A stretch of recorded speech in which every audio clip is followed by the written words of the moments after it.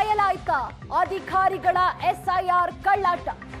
ಮನೆ ಮನೆಗೆ ಹೋಗುವ ಬದಲು ಸಾಮೂಹಿಕ ಮತ ಪರಿಷ್ಕರಣೆ. ಕಾಂಗ್ರೆಸ್ನಿಂದ ಅಧಿಕಾರಿಗಳ ದುರ್ಬಳಕೆಯಿಂದ ದೋಸ್ತಿ ಪಡೆ. 3 ದಿನದಲ್ಲಿ ಎಸ್ಐಆರ್ ವಿಚಾರವಾಗಿ ಅಧಿಕಾರಿಗಳ ಕಳ್ಳಾಟ ಬಯಲಾಗಿದೆ. ದೇಗುಲ, ಅಂಗಡಿ, ಮಸೀದಿಗಳಲ್ಲಿ ಅಧಿಕಾರಿಗಳ ಮತ ಪರಿಷ್ಕರಣೆ.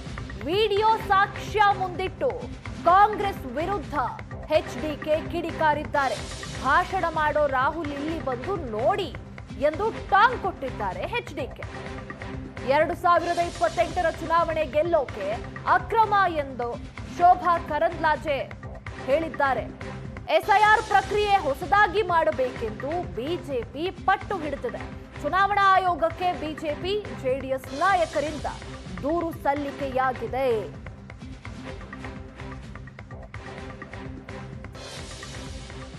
ಈಗ ರಾಜ್ಯದಲ್ಲಿ ಎಸ್ಐಆರ್ ಪ್ರಕ್ರಿಯೆ ನಡೀತಾ ಇದೆ. ಇದರಲ್ಲಿ ಸಾಮೂಹಿಕ ಎಸ್ಐಆರ್ ಪ್ರಕ್ರಿಯೆಯನ್ನ ನಡೆಸ್ತಾ ಇದ್ದಾರೆ ಅಧಿಕಾರಿಗಳು ಅನ್ನೋದಾಗಿ ಆರೋಪವನ್ನ ಮಾಡ್ತಾ ಇದ್ದಾರೆ ಎಚ್ಡಿಕೆ ಹಾಗೆ ಶೋಭಾ ಕರಂದ್ಲಾಜೆ. ಅದು ವಿಡಿಯೋ ಸಾಕ್ಷ್ಯವನ್ನ ಮುಂದಿಟ್ಟು.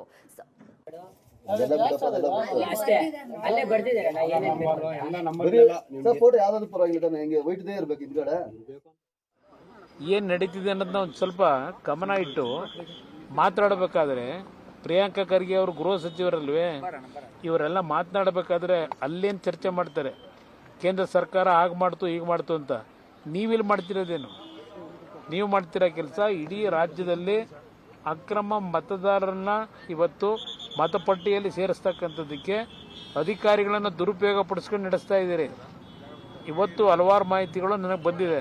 ಇವತ್ತು ಈ ಸರ್ಕಾರ ಲಜ್ಜೆಗೆಟ್ಟ ಸರ್ಕಾರ. ಇದು ವೇದಿಕೆ ಮೇಲೆ ಹೇಳೋದೊಂದು, ಕಾರ್ಯರೂಪದಲ್ಲಿ ಮಾಡ್ತಕ್ಕಂಥದ್ದೊಂದು ಈ ಸರ್ಕಾರದ ನಡವಳಿಕೆ ಇದೆ. ಇದು ಸದ್ಯದಲ್ಲೇ ಈ ಸರ್ಕಾರದ ನಿಜವಾದ ಬಂಡವಾಳ ಹೊರಗೆ ಬರುತ್ತೆ ಅನ್ನೋದನ್ನ ಹೇಳಿ ಸರ್ಕಾರ ಇಲ್ಲಿ ಇಡೀ ದೇಶದ ಬಗ್ಗೆ ಕಾಂಗ್ರೆಸ್ನ ಮಹಾನ್ ನಾಯಕರು ಏನು ಮಾತನಾಡ್ತಿದ್ರು. ಪಾಪ ರಾಹುಲ್ ಗಾಂಧಿ ಅವರು ಬಹಳ ದೊಡ್ಡ ಭಾಷಣ ಮಾಡ್ತಿದಾರಲ್ಲ, ಇಲ್ಲಿ ಬಂದು ಏನಾಗಿದೆ ಅನ್ನೋದನ್ನ ನೋಡಿ ನಂತರ ಮಾತನಾಡೋದು ಒಳ್ಳೇದು. ಇನಾಗ್ರೇಷನ್ ಮಾಡಿದ್ರೆ ಈ ರಾಜ್ಯದ ಮುಖ್ಯಮಂತ್ರಿ ಅವತ್ತು ಬೆಳಗ್ಗೆ ಶುರುವಾಯ್ತಲ್ಲ, ಅವ್ರ ಮನೇಲಿ ಕೂತ್ಕೊಂಡು ಪಾಪ ಎಲ್ಲ ಜಿಲ್ಲಾಧಿಕಾರಿಗಳನ್ನ ಕರೆಸಿ ನಡೆಸೋದ್ರಲ್ಲ. ಮೊದಲನೆಯ ಪೂಜೆ ಫೌಂಡೇಶನ್ ಈ ಎಸ್ಐಆರ್ನಲ್ಲಿ ಯಾವ ರೀತಿ ಮತದಾರರನ್ನ ಸೇರಿಸಬೇಕಾದ್ರೆ ಅಕ್ರಮ ಮಾಡಬಹುದು ಅಂತಕ್ಕಂಥದ್ದನ್ನ ಅವ್ರ ಮನೆಯಿಂದಲೇ ಶುರು ಮಾಡಿದ್ದಾರೆ.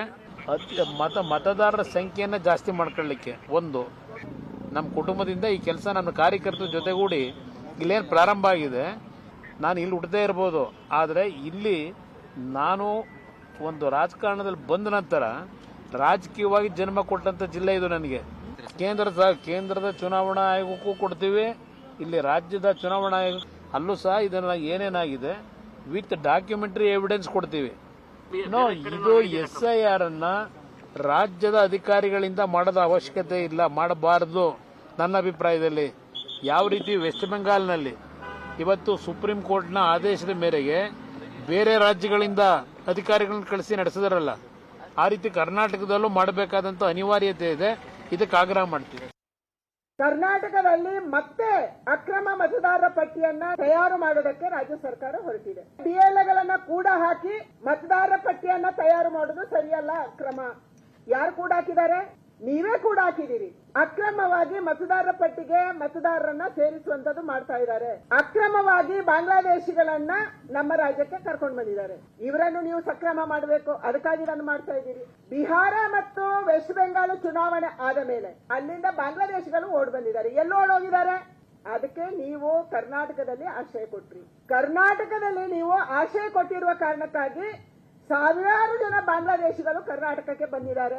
ಇದನ್ನ ಸಕ್ರಮ ಮಾಡಕ್ಕೆ ಇವತ್ತು ನೀವು ಹೊರಟಿದ್ದೀರಿ ಮುಖ್ಯಮಂತ್ರಿಗಳೇ. ನಿಮ್ಮ ಅಧಿಕಾರಿಗಳು ಏನ್ ಮಾಡ್ತಿದ್ದಾರೆ ಅಂದ್ರೆ, ನಿಮ್ಮ ಆದೇಶದ ಮೇಲೆ, ನೀವು ಲಿಖಿತ ಆದೇಶ ಕೊಟ್ಟಿಲ್ಲ, ನಿಮ್ಮ ಮೌಖಿಕ ಆದೇಶದ ಮೇಲೆ ನಿಮ್ಮ ಬಿಎಲ್ಎಗಳು ನಿಮ್ಮ ತಾಳಕ್ಕೆ ತಕ್ಕಂತೆ ಇವತ್ತು ಕುಣಿತಿದ್ದಾರೆ. ಪ್ರತಿಯೊಂದು ಮನೆಗೆ ಹೋಗಿ ಮನೆಗೆ ಮಾಹಿತಿಯನ್ನ ಕೊಟ್ಟು ಅವರಿಗೆ ತಿಳುವಳಿಕೆಯನ್ನ ಕೊಟ್ಟು ಪರಿಶೀಲನೆ ಮಾಡಿ ಅವರಿಗೆ ಅರ್ಜಿ ಕೊಡಬೇಕು. ಇಲ್ಲಂಗಲ್ಲ, ಮಸೀದಿಗಳ ಮುಂದೆ ಪ್ರಸಾದ ಹಂಚ್ತಾರಲ್ಲ, ಆ ಪ್ರಸಾದ ಹಂಚಿದಂಗೆ ಪತ್ರಗಳನ್ನ ಹಂಚ್ತಾ ಇದ್ದಾರೆ. ಬೀದಿಯಲ್ಲಿ ಕೂತ್ಕೊಂಡಾಗ ಈ ತರ ಎಲ್ಲ ಯಾರ್ಯಾರು ಪಾಕಿಸ್ತಾನ, ಬಾಂಗ್ಲಾದೇಶ್ ಯಾವ್ಯಾವ ದೇಶದವ್ರು ಇದಾರೋ ಅವರೆಲ್ಲರೂ ಅರ್ಜಿ ತಗೊಂಡು ಹೋಗಕ್ಕೆ ಆಗ್ತದೆ. ಸಾಧ್ಯ ಹೆಂಗೆ? ನೀವು ಮನೆಗೆ ಹೋಗ್ಬೇಕು, ಮನೆ ನಂಬರ್ ಗುರ್ತು ಮಾಡ್ಕೊಬೇಕು, ಆ ಮನೆಗೆ ಮಾರ್ಕ್ ಮಾಡಬೇಕು, ಅರ್ಜಿ ಕೊಡಬೇಕು, ಮತ್ತೆ ವಾಪಸ್ ಹೋಗಿ ಅದೇ ಮನೆಯಿಂದ ಅರ್ಜಿ ನೀವು ಕಲೆಕ್ಟ್ ಮಾಡಬೇಕು. ಇದು ಕಾಂಗ್ರೆಸ್ಸಿನ ಚಿತಾವಣಿ.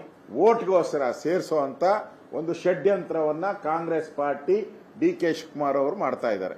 ನಕಲಿ ದಾಖಲೆ, ನಕಲಿ ಅಪ್ಪ ಅಮ್ಮ, ತಾತ ಮುತ್ತಾತ ಎಲ್ಲರನ್ನ ಕ್ರಿಯೇಟ್ ಮಾಡ್ತಾರೆ. ಆಡಳಿತ ಪಕ್ಷದವರು BLOಗಳ ಮೇಲೆ ದಬ್ಬಾಳಿಕೆನ ನಡೆಸಿ ಅವರನ್ನ ದುರುಪಯೋಗ ಪಡಿಸ್ಕೊಳ್ತಾ ಇದ್ದಾರೆ. ಅಧಿಕಾರಿಗಳನ್ನ ಮಸೀದಿಗಳಲ್ಲಿ ಕೂರಿಸಿಕೊಂಡು ಅಲ್ಲಿ SIR ಪ್ರಕ್ರಿಯೆನ ಪೂರ್ಣಗೊಳಿಸತಕ್ಕಂತ ಕೆಲಸ ಮಾಡ್ತಾ ಇದ್ದಾರೆ. ಇದೆಲ್ಲ ಒಂದ್ ಕಡೆ ರಾಜ್ಯ ಸರ್ಕಾರದಿಂದ ಷಡ್ಯಂತ್ರ ನಡೀತಾ ಇದೆ. ಅಧಿಕಾರಿಗಳ ಮೇಲೆ ಒತ್ತಡ ಹಾಕ್ತಕ್ಕಂಥದ್ದು ಒಂದ್ ಕಡೆ ಆದ್ರೆ, ಅಲ್ಪಸಂಖ್ಯಾತರನ್ನ ಗುಡ್ಡೆ ಹಾಕೊಂಡು ಅಧಿಕಾರಿಗಳನ್ನ ಕೂರಿಸಿಕೊಂಡು ಹಿಂದೂಗಳಿಗೆ ಅನ್ಯಾಯ ಮಾಡುವಂತ ಕೆಲಸವನ್ನು ಕೂಡ ಮಾಡ್ತಾ ಇದ್ದಾರೆ. BLOಗಳೇ ಮನೆಗೆ ತೆರಳಿ ಕಾಂಗ್ರೆಸ್ ಪಕ್ಷದ ಪರವಾಗಿ ಪ್ರಚಾರವನ್ನು ಮಾಡೋದಕ್ಕೆ ಇವತ್ತು ಅಧಿಕಾರಿಗಳನ್ನ ಬಳಸ್ಕೊಳ್ತಾ ಇದ್ದಾರೆ. ಯಾವ ಸದುದ್ದೇಶ ಇಟ್ಕೊಂಡು ಈ ಮತದಾರ ಪಟ್ಟಿಯ ಪರಿಷ್ಕರಣೆ ಮಾಡ್ತಾ ಇದ್ದಾರೋ ಆ ಸದುದ್ದೇಶವನ್ನು ಹಾಳ್ಗೆಡುವಂತ ಕೆಲಸ ಇವತ್ತು ಆಡಳಿತ ಪಕ್ಷ ಮಾಡೋದಕ್ಕೆ ಹೊರಟಿದ್ದಾರೆ. ಪ್ರತಿ ಬೂತ್ಗೆ BLA 2ಗಳು ಇರ್ತಾರೆ. ಆ ಬೂತ್ಗೆ ಇರ್ತಕ್ಕಂಥ BLA 2ಗಳು ಕಾಂಗ್ರೆಸ್ ಪಕ್ಷಕ್ಕೆ ಇಬ್ಬರಿಬ್ಬರನ್ನ ಕೊಡುವಂತ ಕೆಲಸವೂ ಕೂಡ ಆಡಳಿತ ಪಕ್ಷ ಮಾಡಿರುವಂತದ್ದು.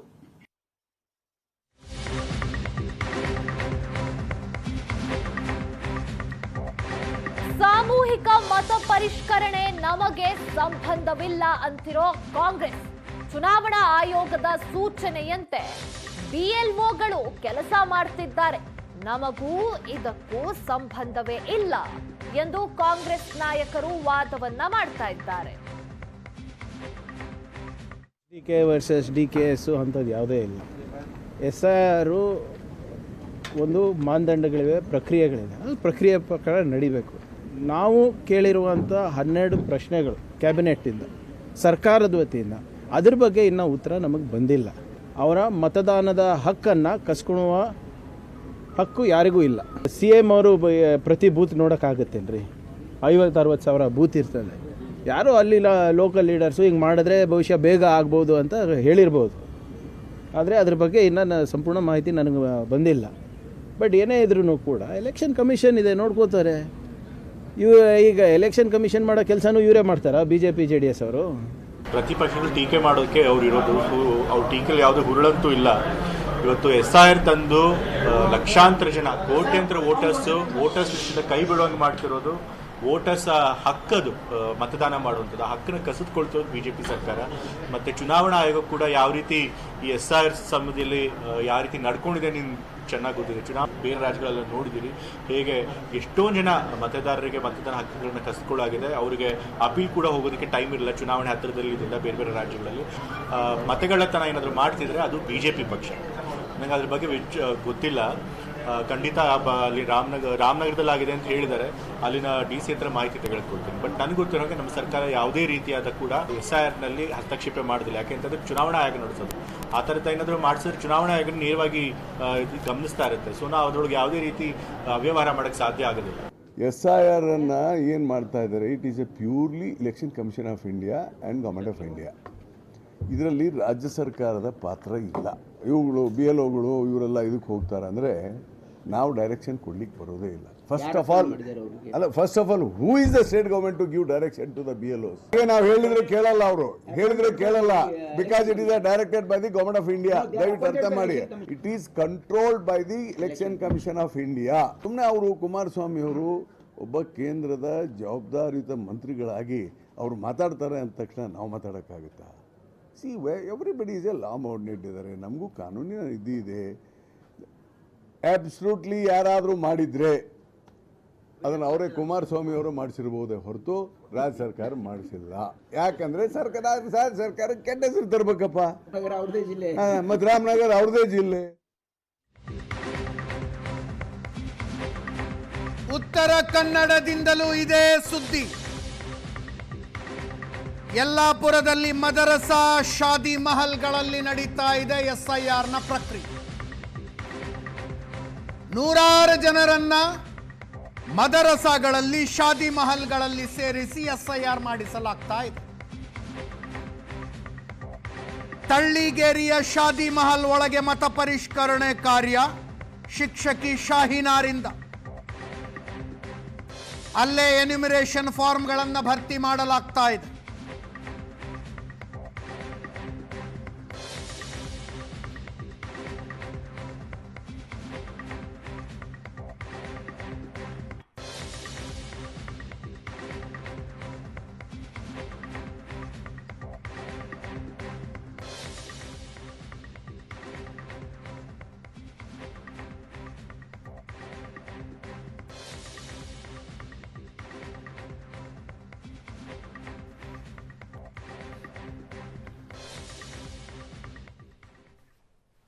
ಇದೇ ವಿಷಯದ ಬಗ್ಗೆ ಇವತ್ತು ಚರ್ಚೆ ಮಾಡ್ತೀವಿ. ಹಲವು ಜನ ಗಣ್ಯರು ನಮ್ಮ ಜೊತೆಗಿರ್ತಾರೆ. ಇವತ್ತು ರವೀಂದ್ರ ರೇಷ್ಮೆ ಹಿರಿಯ ಪತ್ರಕರ್ತರು ಪ್ಯಾನೆಲ್ನಲ್ಲಿದ್ದಾರೆ. ಕಾರ್ಯಕ್ರಮಕ್ಕೆ ಸ್ವಾಗತ ರವೀಂದ್ರ ರೇಷ್ಮೆ ಅವರೇ. ಎಚ್ ಎನ್ ಚಂದ್ರಶೇಖರ್ ಅವರು BJPಯಿಂದ, ದೇವರಾಜ್ ಗೌಡ ಅವರು JDSನಿಂದ, ನಾಗರಾಜ್ ಯಾದವ್ ಅವರು ಕಾಂಗ್ರೆಸ್ನಿಂದ ಇದ್ದಾರೆ. 3 ಜನರು ಕಾರ್ಯಕ್ರಮಕ್ಕೆ ಸ್ವಾಗತ. ನಾಗರಾಜ್ ಯಾದವ್ ಅವರದೇ ಮೊದಲ ಪ್ರತಿಕ್ರಿಯೆ ತೆಗೆದುಕೊಳ್ತೀನಿ. ನಾಗರಾಜ್ ಯಾದವ್ ಅವರೇ, ಇದಕ್ಕೇನು ಮತಗಳ್ಳತನ ಅನ್ಬೇಕಾ, ವೋಟ್ ಚೋರಿ ಅನ್ಬೇಕಾ, ಏನು ಅನ್ಬೇಕು? ಇದಕ್ಕೆ ಏನು ಹೊಸ ಹೆಸರು ಏನಾದ್ರು ಇದೆಯಾ? ಮತಗಳ್ಳತನ ಮಾಡೋದೆಲ್ಲ ನೀವು ಯಾರನ್ನ ಗುರಿ ಇಟ್ಕೊಂಡು ಹೇಳ್ತೀರಾ ನನಗೆ ಗೊತ್ತಿಲ್ಲ. ಆದರೆ ನಾನು ಹೇಳ್ತಾ ಇರ್ತಕ್ಕಂಥ ದೇಶದ ಮಾತ್ರ, ಇಡೀ ಭಾರತ ದೇಶದಲ್ಲಿ ನಮ್ಮ ಸ್ಟೇಟನ್ನು ಸೇರಿಕೊಂಡು, ನಮ್ಮ ಹಳ್ಳಿನೂ ಸೇರಿಕೊಂಡು, ನಮ್ಮ ಮನೆಯೂ ಸೇರಿಕೊಂಡು ಅರ್ಹ ಮತದಾರನಿಗೆ ಅನ್ಯಾಯ ಆಗಲಿಕ್ಕೆ ಬಿಡುವುದಿಲ್ಲ. ಎಲೆಕ್ಷನ್ ಕಮಿಷನ್ ಕೊಟ್ಟಿರ್ತಕ್ಕಂಥ ಗೈಡ್ಲೈನ್ಸ್ ಅನುಗುಣವಾಗಿ BLOಗಳು ಮನೆ ಮನೆಗೆ ಹೋಗಲೇಬೇಕು. ನೀವು ಎಲ್ಲಿ ಫಾರ್ಮ್ ಕೊಟ್ಟರೆ ಏನು ಮಾಡಿದ್ರಿ, that is not a matter at all. Matter ಅಲ್ಲ ಹೇಳ್ತಾ ಇದ್ದೀನಿ, that is not a matter to be taken into cognizance, because anything they do like that, ಕನ್ನಡದಲ್ಲಿ ಪ್ಲೀಸ್. ಏನೇ ಮಾಡಿದ್ರು ಕೂಡ ನೀವು ಗೈಡ್ಲೈನ್ಸ್ ಮಾನದಂಡಗಳ ವಿರುದ್ಧವಾಗಿ ಮಾಡಿದ್ದೆ ಆದರೆ ಅದನ್ನು ಕನ್ಸಿಡರ್ ಮಾಡಲಿಕ್ಕೆ ಸಾಧ್ಯ ಇಲ್ಲ. ಯಾಕಂದರೆ ಅದು ನಮ್ಮ ಸರ್ಕಾರನ ಮಾತಲ್ಲ, ಎಲೆಕ್ಷನ್ ಕಮಿಷನು ಅದ್ರ ಬಗ್ಗೆ ಕಾಗ್ನಿಜೆನ್ಸ್ ತಗೋಬೇಕು, ಕ್ರಮ ಕೈಗೊಳ್ಳಬೇಕು. ಯಾರೇ ಗುಂಪಲ್ಲಿ ಬಲ್ಕಲ್ಲಿ ಎನ್ಯುಮರೇಷನ್ ಮಾಡಿದರೆ ಅದಕ್ಕೆ ಕ್ರಮಗಳನ್ನು ಕೈಗೊಳ್ಳಬೇಕನ್ನೋ ಜವಾಬ್ದಾರಿ ಎಲೆಕ್ಷನ್ ಕಮಿಷನ್ ಮೇಲೆ ಇದೆ. ಮಾಡಬೇಕು, ಅದಕ್ಕೆ ನಾವು ಸಹಕಾರ ಕೊಡ್ತೇವೆ. Immaterial of political party affiliation ಮನೆ ಮನೆಗೆ ಹೋಗಲೇಬೇಕಾಗಿದೆ. ಆಗ್ತಾ ಇರೋದ್ರ ಬಗ್ಗೆ ಏನು ಹೇಳ್ತೀರಾ? ನೋಡಿ, ಇದು ಒಂದೇ ಒಂದು ಜಾಗದಲ್ಲಿ ಅಂತಲ್ಲ, ರಾಜ್ಯ ತುಂಬ ಆಗ್ತಾ ಇದೆ. ಎಲ್ಲ ಕಡೆ ಆಗ್ತಾ ಇರ್ತಕ್ಕಂಥದ್ದು ನೋಡಿದಾಗ ಒಂದು ಕಡೆ ಈ ಪಾರ್ಟಿಯವ್ರು ಮಾಡಿರ್ತಾರೆ, ಇನ್ನೊಂದು ಕಡೆ ಅವ್ರ ಪಾರ್ಟಿಯವ್ರು ಮಾಡಿರ್ತಾರೆ, ಇನ್ನೊಂದು ಕಡೆ ಡಿಫೀಟೆಡ್ ಮ್ಯಾನ್ ಮಾಡಿರ್ತಾರೆ, ಇನ್ನೊಂದು ಎಲೆಕ್ಟೆಡ್ ಪರ್ಸನ್ ಮಾಡಿರೋರು. ಇದು ಯಾರು ಮಾಡಿದ್ರು ಪ್ರಶ್ನೆ ಅಲ್ಲ. SIR ಅಂತಕ್ಕಂಥ ಮಾಡ್ತಾ ಇರ್ತಕ್ಕಂಥದ್ದು, ಪರಿಷ್ಕರಣೆ ಮಾಡ್ತಾ ಇರ್ತಕ್ಕಂಥದ್ದು ಭಾರತದ ಜೆನ್ಯೂನ್ ವೋಟರ್ ಶುಡ್ ಗೆಟ್, ಯಾವ ಅರ್ಹ ವ್ಯಕ್ತಿ ಇರ್ತಾನೋ ಅವನಿಗೆ ಮತದಾರನ ವಂಚನೆ ಆಗಬಾರ್ದು ಅನ್ನೋ ಕಾರಣಕ್ಕೋಸ್ಕರ ನಡೀತಾ ಇದೆ ಅಂತೇಳಿ ಈ ಪ್ರಕ್ರಿಯೆಗೆ ನಾವೆಲ್ಲರೂ ಕೂಡ ಸಹಕರಿಸಬೇಕು. ಆದರೆ ಅಲ್ರಿ, ಇಲ್ಲಿ ಮಾಡ್ತಾ ಇರೋ ಸಿಬ್ಬಂದಿ ಅಷ್ಟು ರಾಜ್ಯ ಸರ್ಕಾರದ ಸಿಬ್ಬಂದಿ, ಸರ್ಕಾರ ನಿಮ್ಮದಿದೆ, ನೀವು ಮಾಡಿಸ್ತಾ ಇದ್ದೀರಿ ಅಂತ ಆರೋಪ ಮಾಡ್ತಾ ಇದ್ದಾರೆ. ಎಲೆಕ್ಷನ್ ಇವತ್ತು ವೆಸ್ಟ್ ಬೆಂಗಾಲಲ್ಲೂ ಕೂಡ ರಾಜ್ಯ ಸರ್ಕಾರದ್ದೇ ಇತ್ತು, ಅವ್ರದೇ ಸರ್ಕಾರ ಇತ್ತು.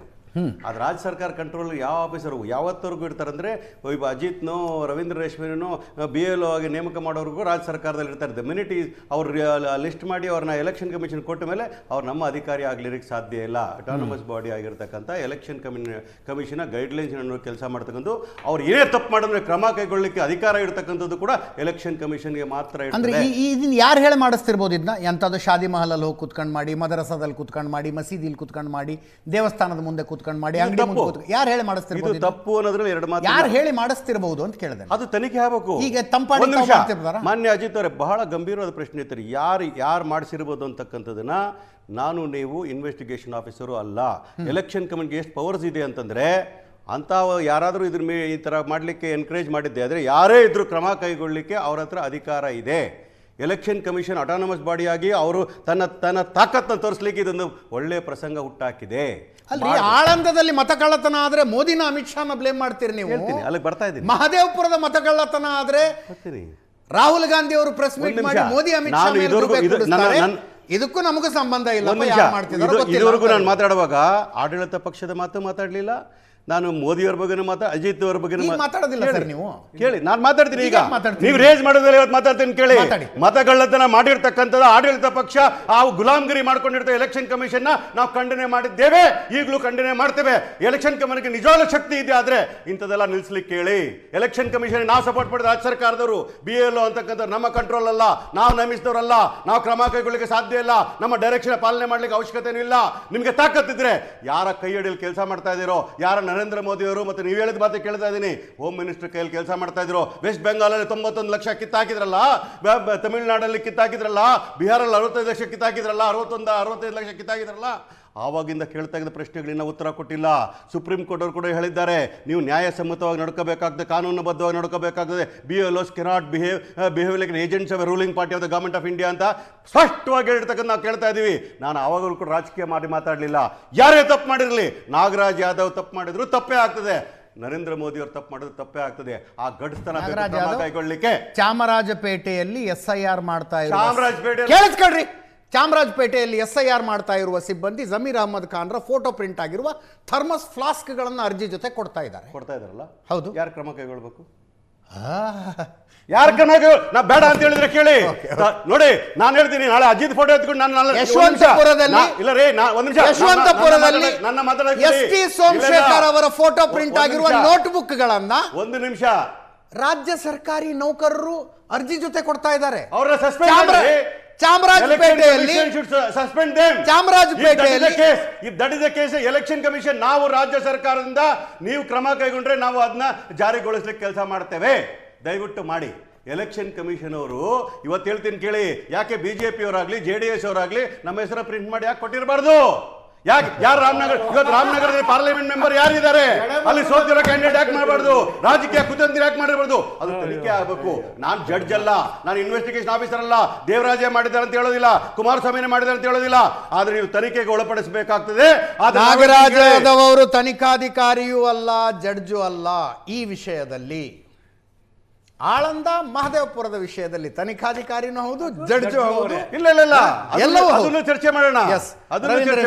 ರವೀಂದ್ರ ರೇಷ್ಮೆ, ಒಂದು ಬಹಳ ಪವಿತ್ರವಾದ ಪ್ರಕ್ರಿಯೆ ನಡೀತಾ ಇರೋದು ಮತದಾರರ ಪಟ್ಟಿಯ ಪರಿಷ್ಕರಣೆ ಅನ್ನುವಂಥದ್ದು. ಪ್ರಜಾಪ್ರಭುತ್ವದ ಅತ್ಯಂತ ಪವಿತ್ರವಾದ ಪ್ರಕ್ರಿಯೆ ಇದು. ಅಷ್ಟೇ ಪವಿತ್ರವಾಗಿ ನಡಿಬೇಕಲ್ಲ. ಚುನಾವಣೆ, ಅಸೆಂಬ್ಲಿ ಚುನಾವಣೆ ಇನ್ನೂ 2 ವರ್ಷ ದೂರ ಇದ್ದರೂ ಕೂಡ ಕರ್ನಾಟಕದ 3 ಪ್ರಮುಖ ರಾಜಕೀಯ ಪಕ್ಷಗಳು ಹುಯಿಲೆಬ್ಸಿದ್ದು ನೋಡಿದರೆ SIRಗಿಂತ ಮುಂಚೆನೇ ಎಲ್ಲರೂ ಒಂಥರ ಆ್ಯಂಟಿಸಿಪೇಟ್ರಿ ಬೇಲ್ ತಗೊಳ್ಳೋರ ಥರ ಇವರು ಇದನ್ನು ದುರುಪಯೋಗ ಮಾಡ್ತಾರೆ ಅಂತ ಅವರು ಆರೋಪ ಮಾಡೋದು, ಇವರು ದುರ್ಬಳಕೆ ಮಾಡ್ಕೊಳ್ತಾರೆ ಅಂತ ಇವರು ಆರೋಪ ಮಾಡೋದು, ಅನಗತ್ಯವಾಗಿ ಮುಸ್ಲಿಂ ಸಮುದಾಯದಲ್ಲಿ ಭಯ ಬಿತ್ತುಬಿಟ್ರು, ನಿಮ್ಮದೆಲ್ಲ ನಿಮ್ಮ ವೋಟರ್ಸ್ ಲಿಸ್ಟ್ ನಿಮ್ಮನ್ನು ಕಿತ್ತಾಕ್ಸೋ ಹುನ್ನಾರ ಇದು ನರೇಂದ್ರ ಮೋದಿ ಇದು ಅಂತ ಈ ಥರ ಅವ್ರು ಹೇಳಿದರು. ಇವರು ಕೂಡ ಅಷ್ಟೇ ತಾವು ಬೇಕಾದಷ್ಟು ಮಾಡ್ತಾರೆ. ಎಲ್ಲಕ್ಕಿಂತ ಮುಖ್ಯವಾಗಿ ಮತದಾರರಿಗೆ ಇದೊಂದು ದೊಡ್ಡ ಜಾಗೃತಿ ಅಭಿಯಾನ. ನಾವೆಲ್ಲ ನೋಡಿ, ನಾನು ಬೆಂಗಳೂರಿಗೆ ಬಂದು 49 ವರ್ಷದಿಂದ ನಾನು ಮತದಾನದ ಹಕ್ಕು ಬಂದು 1977ರಿಂದ. ಅವಾಗಿಂದ 15 ಸಾರಿ ನಮ್ಮ ಅಡ್ರೆಸ್ ಚೇಂಜ್ ಆಗಿದೆ. ಮಧ್ಯಮ ವರ್ಗದ ಜೀವನ ಶೈಲಿ ಯಾರಿಗೆ ಗೊತ್ತಿರುತ್ತೋ ಅವ್ರು ಹಿಂಗೆ ಮಾತಾಡ್ತಿರಲಿಲ್ಲ. ಆದರೆ ನಾವೇನು ಮಾಡ್ತಾಯಿದ್ವಿ, ನಾವು ಯಾವ ಹೊಸ ಮನೆಗೆ ಹೋಗ್ತಿದ್ವೋ ಅಲ್ಲಿ ನಮ್ಮ ವೋಟರ್ಸ್ ಲಿಸ್ಟಲ್ಲಿ ನಮ್ಮ ಹೆಸರು ಸೇರಿಸೋದು. ಆಮೇಲೆ ಅವಾಗೆಲ್ಲ ಟೆಲಿಫೋನ್ ಅಡ್ರೆಸ್ ಕೂಡ ಚೇಂಜ್ ಆಗ್ತಾಯಿತ್ತು, ಅಲ್ಲಿ ಅವ್ರಿಗೆ ಅಡ್ರೆಸ್ ಕೊಡು, ಪೋಸ್ಟಲ್ ಅಡ್ರೆಸ್ ಚೇಂಜ್ ಮಾಡೋದು ಮಾಡ್ತಿದ್ವು. ಅಷ್ಟೇ ಹೊರತು ವೋಟರ್ಸ್ ಲಿಸ್ಟ್ ನಮ್ಮದು ಹಳೇ ಮನೆಯಲ್ಲಿ ನಮ್ಮದು ವೋಟರ್ಸ್ ಲಿಸ್ಟ್ ತೆಗೆಸ್ಬೇಕು, ಇಲ್ಲಿ ನಾವು ಸೇರಿಸ್ಬೇಕಂದ್ರೆ ನಾವು ಯಾರು ಆ ಜವಾಬ್ದಾರಿ ವಹಿಸ್ಕೊಳ್ತಾ ಇರಲಿಲ್ಲ. ತನ್ನಷ್ಟಕ್ಕೆ ತಾನೇ ಡಿಲೀಟ್ ಆಗಿಬಿಟ್ರೆ ಅಂತ ನಾವು ಅಂದ್ಕೊಂಡ್ಬಿಡ್ತಾ ಇದ್ದೀವಿ. ಆಮೇಲೆ ಚುನಾವಣಾ ಆಯೋಗ ಈಗ ನಡೆಸ್ತಿರೋದು SIR, ಪ್ರತಿ ವರ್ಷ SSR ಮಾಡ್ತಾ ಬಂದುಬಿಟ್ಟಿದೆ. Special summary revision of voters ಅಂದರೆ ಪ್ರತಿ ವರ್ಷ ಚುನಾವಣಾ ಆಯೋಗ ಮಾಡ್ತಾ ಇರುತ್ತೆ. ಈಗ 24 ವರ್ಷಗಳ ನಂತರ ಈ special intensive revision of vote, ವಿಶೇಷ ತೀವ್ರತಮ ಪರಿಷ್ಕರಣೆ ಮಾಡಲಿಕ್ಕೆ ಹೊರಟಿರೋದು. ಆಮೇಲೆ ಇದರ ಉದ್ದೇಶ ಏನು? ಆಮೇಲೆ ನಮ್ಮ ಸಂವಿಧಾನಕರ್ತರು ಎಷ್ಟು ದೂರದರ್ಶಿತ್ವ ಇತ್ತು ಅಂತಂದರೆ, ಒಬ್ಬನಿಗೆ ಒಂದೇ ಮತ, ಅಮ್ಮನಿಗೂ ಒಂದೇ ಮತ, ಒಬ್ಬ ಪೌರ ಕಾರ್ಮಿಕರಿಗೂ ಒಂದೇ ಮತ, ಒಬ್ಬ ಕೃಷಿ ಕಾರ್ಮಿಕನಿಗೂ ಅಷ್ಟೇ ಬೆಲೆ, ಅವನ ಮತಕ್ಕೂ ಅಷ್ಟೇ ಬೆಲೆ, ಜಮೀನ್ದಾರನ ಮತಕ್ಕೂ ಅಷ್ಟೇ ಬೆಲೆ ಅಂತ ತೀರ್ಮಾನ ಮಾಡಿಬಿಟ್ರು. ಆದರೆ ಇದೇ ಮೊದಲ ಬಾರಿಗೆ ಕಳೆದ 2 ವರ್ಷದಿಂದ ಮೊದಲು ವೋಟ್ ಚೋರಿ ಅನ್ನೋ ಒಂದು ಪರಿಕಲ್ಪನೆ ಯಾರು ಚಾಲ್ತಿಗೆ ತಂದ್ರಲ್ಲ, ತನ್ಮೂಲಕ ಇಡೀ ಪ್ರಜಾಪ್ರಭುತ್ವ ವ್ಯವಸ್ಥೆ, ಚುನಾವಣಾ ವ್ಯವಸ್ಥೆಯಲ್ಲಿ ಸಾಮಾನ್ಯ ಮತದಾರರಿಗೆ ನಂಬಿಕೆ ಹೊರಟೋಗ್ಬಿಡ್ಬೇಕು. ನನ್ನ ಆತಂಕ ಇರೋದು ಅದು. ಇದು ಯಾವ ಥರ ಮಾಡಿಸೋರು ಏನು ಅನ್ನೋದಕ್ಕಿಂತ ಹಿಂಗೆ ಪದೇ ಇವ್ರು ಹಿಂಗೆ ಹುಯಿಲೆಬ್ಬಿಸ್ತಾ ಹೋಗ್ಬಿಟ್ರೆ ಜನಕ್ಕೆ ಚುನಾವಣಾ ವ್ಯವಸ್ಥೆ ಮೇಲೆ ನಂಬಿಕೆ ಹೋಗ್ಬಿಡುತ್ತೆ. ಮೊದಲು ಏನಾದರೂ ಮಷಿನ್ಗಳು, ಎಲೆಕ್ಟ್ರಾನಿಕ್ ವೋಟಿಂಗ್ ಮಷಿನ್ಗಳ ಮೇಲೆ ಅದರ ನಂಬಿಕೆಯನ್ನು ಧ್ವಂಸ ಮಾಡೋ ಪ್ರಯತ್ನ ಮಾಡಿದರು. ಅದು ಸಾಬೀತು ಮಾಡಲಿಕ್ಕಾಗಲಿಲ್ಲ. ಆಮೇಲೆ SIR ಬಗ್ಗೆ ಹುಯಿಲೆಬ್ಬಿಸ್ಬಿಟ್ಟು 16 ದಿವಸ ಮೋಟರ್ ಬೈಕ್ ರ್ಯಾಲಿ ಮಾಡಿಬಿಟ್ರು ಬಿಹಾರ್ನಲ್ಲಿ. ಆದರೂ ಕೂಡ ಚುನಾವಣಾ ಫಲಿತಾಂಶ ಚೇಂಜ್ ಮಾಡಲಿಕ್ಕಾಗಲಿಲ್ಲ. ಚುನಾವಣಾ ಆಯೋಗ ಅಕಸ್ಮಾತ್ ಮೋದಿನೇ ದುರ್ಬಳಕೆ ಮಾಡಿಕೊಂಡ್ರು ಕೂಡ ಯಾಕೆ ಕೇರಳದಲ್ಲಿ ಗೆಲ್ಲಲಿಕ್ಕಾಗಲಿಲ್ಲ? ಕೇರಳದಲ್ಲಿ ಕಾಂಗ್ರೆಸ್ ವಿಜೃಂಭಿಸ್ಬಿಡ್ತು, ತಮಿಳುನಾಡಲ್ಲಿ ಒಂದು ಹೊಸ ಪಕ್ಷ ಬಂದ್ಬಿಡ್ತು, ತೃತೀಯ ಶಕ್ತಿಯಲ್ಲಿ ಉದಯ ಆಯಿತು. ಹೆಂಗೆ ಸಾಧ್ಯವಾಯಿತು? ಆಮೇಲೆ ತಮಿಳುನಾಡು ಕೇರಳದಲ್ಲಿ ಯಾರೂ ತಕರಾರು ಮಾಡಲಿಲ್ಲ, SIR ಬಗ್ಗೆ ಯಾವ ಕೋಲಾಹಲನೂ ಆಗಿರಲಿಲ್ಲ, ಈ ಥರದ ಹುಯಿಲೆಬ್ಸೋ ಪ್ರಯತ್ನ ನಡೆದಿರಲಿಲ್ಲ. ಕರ್ನಾಟಕದಂಥ ಅನೇಕ ಪ್ರಜಾಪ್ರಭುತ್ವವಾದಿ ರಾಷ್ಟ್ರಗಳಿಗೆ ಕರ್ನಾಟಕದ ರಾಜಕಾರಣಿಗಳು ಪಾಪ ಚುನಾವಣಾ ಫಲಿತಾಂಶ ಬಂದ್ಕೊಳ್ಳಿ ಒಪ್ಕೊಂಡ್ಬಿಡ್ತಾ ಇದ್ರು. ಯಾರು ಹಿಂಗೆ ತಕರಾರು ಎತ್ತಿ ಓಟ್ ಚೋರಿ ಅದು ಇದು ಅಂತ ಯಾರು ಆರೋಪನೆ ಮಾಡಿರಲಿಲ್ಲ. ಯಾವಾಗ ಇವ್ರು ರಾಷ್ಟ್ರ ನಾಯಕ ಬಂದ್ಬಿಟ್ಟು ನಮ್ಮದು ನೈತಿಕ ಪಾಪ ಚುನಾವಣಾ ಹಣ ಬಳಸಿ ಗೆದ್ದಿದ್ದಾರೆ, ಚುನಾವಣಾ ತಕರಾರು ಅರ್ಜಿ ಸಲ್ಲಿಸ್ಬಿಟ್ಟು ಫೈಟ್ ಮಾಡಿ ನ್ಯಾಯಾಲಯದಲ್ಲಿ ಫೈಟ್ ಮಾಡ್ತಾ ಇದ್ರು. ಯಾವಾಗ ಇವ್ರ ನಾಯಕ ಬಂದ್ಬಿಟ್ಟು ಪವರ್ ಪಾಯಿಂಟ್ ಪ್ರೆಸೆಂಟೇಷನ್, ಮಹದೇವಪುರದಲ್ಲಿ ಓಟ್ ಚೋರಿ, ಅಲ್ಲಿ ಓಟ್ ಚೋರಿ, ಅರೆ ಮತದಾರರ ಪಟ್ಟಿ ಸರಿ ಇಲ್ಲ ಅಂತಂದರೆ ಅದು ದೋಷಪೂರಿತ ಅಂತೀರಿ. ಶುದ್ಧೀಕರಣ ಮಾಡ್ಲಿಕ್ಕೆ ಹೋಗಿದ್ರೆ ಅಲ್ಲಿ ಕುತಂತ್ರ ಇದೆ ಅಂತ ಹೇಳ್ತೀರಿ. ಮತ್ತು ಏನು ಮಾಡಬೇಕು? ಎಲ್ಲಕ್ಕಿಂತ ಈ ರೀತಿ ಮಾತಾಡೋದ್ರಿಂದ ಚುನಾವಣಾ ವ್ಯವಸ್ಥೆ ಬಗ್ಗೆ ನಂಬಿಕೆ ಹೊರಟೋಗ್ಬಿಡುತ್ತೆ. ಅಮೆರಿಕದ 13ನೇ ಅಧ್ಯಕ್ಷ ಥಾಮಸ್ ಜೆಫರ್ಸನ್ ಒಂದು ಮಾತು ಹೇಳಿದರು, eternal vigilance is the price of liberty ಅಂತಂದ್ಬಿಟ್ಟು. ಅಂದರೆ ನಿರಂತರ ಎಚ್ಚರವೇ ಸ್ವಾತಂತ್ರ್ಯಕ್ಕಾಗಿ ಪ್ರಜಾಪ್ರಭುತ್ವಕ್ಕಾಗಿ ನಾವು ತರಬೇಕಾದ ಬೆಲೆ. ಈ ಪ್ರತಿ ವರ್ಷ ಅವರು ಸಮರಿ ರಿವಿಷನ್ ಆಫ್ ವೋಟರ್ಸ್ ಮಾಡ್ತಿದ್ದಾಗ ನಾವು ಕೇರ್ಲೆಸ್ ಆಗಿರ್ತಾ ಇದ್ವಿ. ನಾವು ಮತ್ತೆ ಹೆಂಗೂ ನಮ್ಮ ವೋಟ್ ಅಲ್ಲಿ ಡೆಲೀಟ್ ಆಗಿರುತ್ತೆ, ತನ್ನಷ್ಟಕ್ಕೆ ತಾನೇ ಸೇರ್ಪಡೆ ಆಗಿರುತ್ತೆ ಅಂತ ಅಂದ್ಕೊಳ್ತಾ ಇದ್ವಿ. ಮೊನ್ನೆ ನೋಡಿ ನಮ್ಮ ಮುಖ್ಯಮಂತ್ರಿ ಒಂದು ಮೇಲ್ಪಂಕ್ತಿ ಹಾಕ್ಕೊಟ್ರು, ಅದು ಮೆಚ್ತಾನೆ. ಅವ್ರು ತಮ್ಮ ಮನೆಯಲ್ಲೇ ಚಾಲನೆ ಕೊಟ್ಟರು, ಅದಕ್ಕೆ ಭಾಳ ಸುಲಭವಾಗಾಯಿತು, ಸರಳವಾಗಾಯಿತು ಅಂತಂದರು. ಅಲ್ಲಿ ಹಾಸನಲ್ಲಿ ಸೆಲೆಬ್ರಿಟಿ ಅಂದರೆ ಬಾನು ಮುಷ್ತಾಕ್ ಅವ್ರ ಮನೆಗೆ ಜಿಲ್ಲಾಧಿಕಾರಿ ಲತಾ ಅವರೇ ಹೋಗಿದ್ರು. ಅವ್ರು ಮಾಡಿದ ತಕ್ಷಣ ಆಕೆನೂ ಹೇಳಿಬಿಟ್ರು, ಅಯ್ಯೋ ನಮ್ಗೆ ಎಷ್ಟು ಭಯ ಹುಟ್ಟಿಸ್ಬಿಟ್ಟಿದ್ರು SIR ಅಂತಂದ್ಬಿಟ್ರೆ. ಅದು ಏನಿರಲಿಲ್ಲ, ನಾನು ನಮ್ಮ ಯಜಮಾನರು ನಮ್ಮ ಕುಟುಂಬದವರೆಲ್ಲ ಸರಳವಾಗಿ ಮಾಡಿದ್ವಿ, ಸುಲಭವಾಗಿ ಮುಗಿದೋಯ್ತು, ಅದರಲ್ಲಿ ಏನು ಭಯ ಪಡೋದಂಥದ್ದು ಏನೂ ಇಲ್ಲ ಅಂತ ಹೇಳಿದರು. ಹಾಗಿದ್ದರೂ ಕೂಡ ಈ ರಾಜಕೀಯ ಪಕ್ಷಗಳು ನಡೆಸಿರೋ ವಾಗ್ಯುದ್ಧ ನೋಡಿದರೆ ಈಗ ಎಲ್ಲ ಜಾತಿ ಧರ್ಮದವರು ಕೂಡ ಆತಂಕ ಪಡಬೇಕು, ನಮ್ಮ ಹೆಸರು ಕಿತ್ತಾಕ್ಬಿಡ್ತಾರೋ. ದಯಮಾಡಿ ನಿಲ್ಲಿಸಿ. ನಾನು ಈವನ್ ಶೋಭಾ ಕರಂದ್ಲಾಜೆ ಮತ್ತು ಕುಮಾರಸ್ವಾಮಿ ಅವ್ರಿಗೆ ಹೇಳ್ತೇನೆ, ಈ ರೀತಿ ನೀವು ರಾಜಕೀಯ ರಾಜಕೀಯ ಕೈ ಮೇಲಾಟ ಬೇಡ. ಜನರಲ್ಲಿ ಆಯ್ತು, ಅದು ತಪ್ಪು. ಇದನ್ನ ಹೇಳಿ ಅದು ಕರೆಕ್ಟ್, ನೀವೇ ಹೇಳ್ತಿರೋದು ಮನೆಗೆ ಹೋಗಬೇಕು, ಮನೆಗೆ ಹೋಗಿ ಅರ್ಜಿ ಇದೆ ಅಂತಂದ್ರೆ ಚುನಾವಣಾ ಆಯೋಗಕ್ಕೆ ತನ್ನದೇ ಆದ ಸಿಬ್ಬಂದಿ ಅನ್ನೋದು, ಕಾಯಂ ಸಿಬ್ಬಂದಿ ಅನ್ನೋದಿಲ್ಲ. ಪ್ರತಿ ಸಾರಿ ಆಯಾ ರಾಜ್ಯ ಸರ್ಕಾರಗಳ ಸಿಬ್ಬಂದಿಯನ್ನು ಬಳಸ್ಕೊಳ್ತಾರೆ. ಯಾವ ರೀತಿ ಚುನಾವಣಾ ವೇಳಾಪಟ್ಟಿ ಪ್ರಕಟಿಸಿದ ದಿವಸದಿಂದ ಕೋಡ್ ಆಫ್ ಕಾಂಡಕ್ಟ್ ಜಾರಿಗೆ ಬರುತ್ತೋ, ಮೊನ್ನೆ SIR ಶುರುವಾದಾಗಿಂದ ಕೋಡ್ ಆಫ್ ಕಾಂಡಕ್ಟ್ ಬಂದ್ಬಿಟ್ಟಿದೆ. BLO ಅಂತ ಯಾರನ್ನು ನಿಯೋಜಿತ ಮಾಡಿದ್ರೆ ಅವರೆಲ್ಲರೂ ಇವತ್ತು ಚುನಾವಣಾ ಆಯೋಗದ ನೌಕರರವರು, ರಾಜ್ಯ ಸರ್ಕಾರದ ನೌಕರರಲ್ಲ.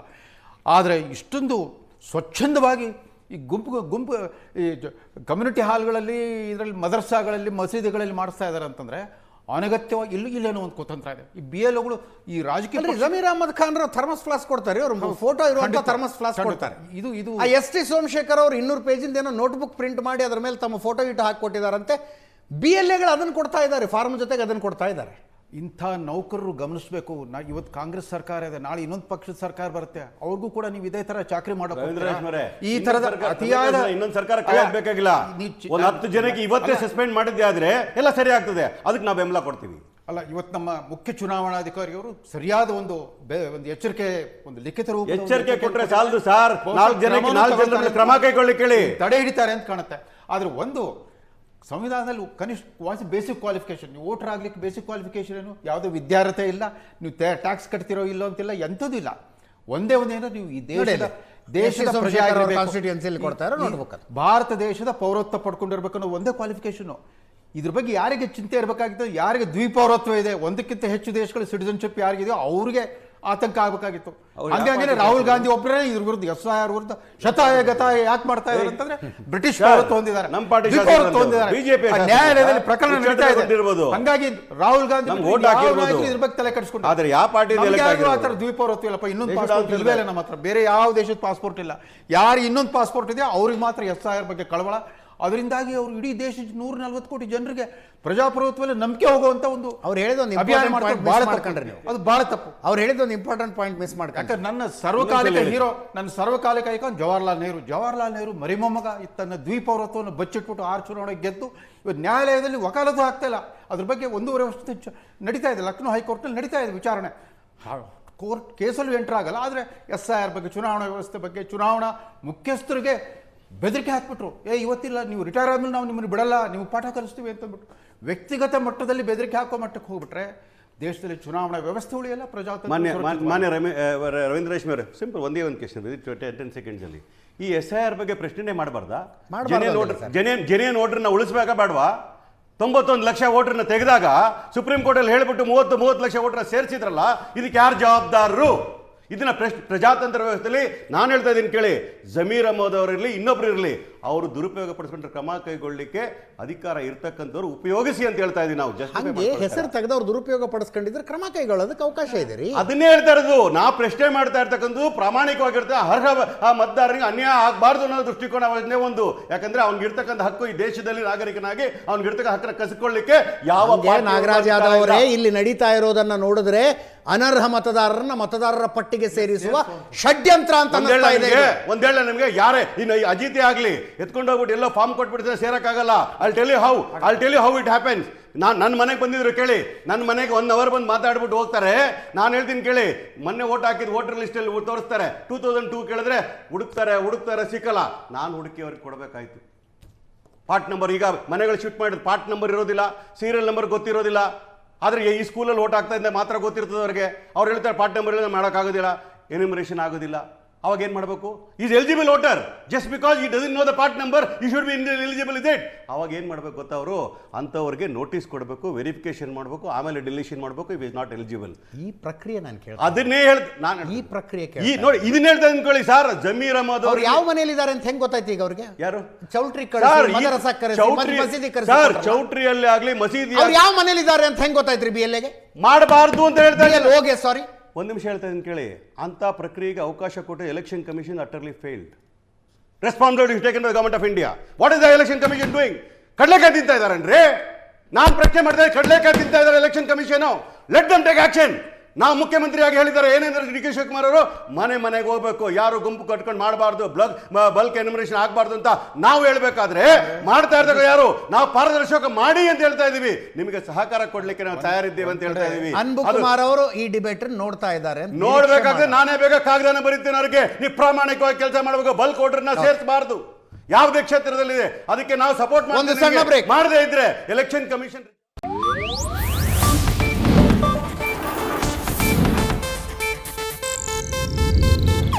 ಇದು ಏಷ್ಯಾನೆಟ್ ನ್ಯೂಸ್ ನೆಟ್ವರ್ಕ್ ಪ್ರಸ್ತುತಿ.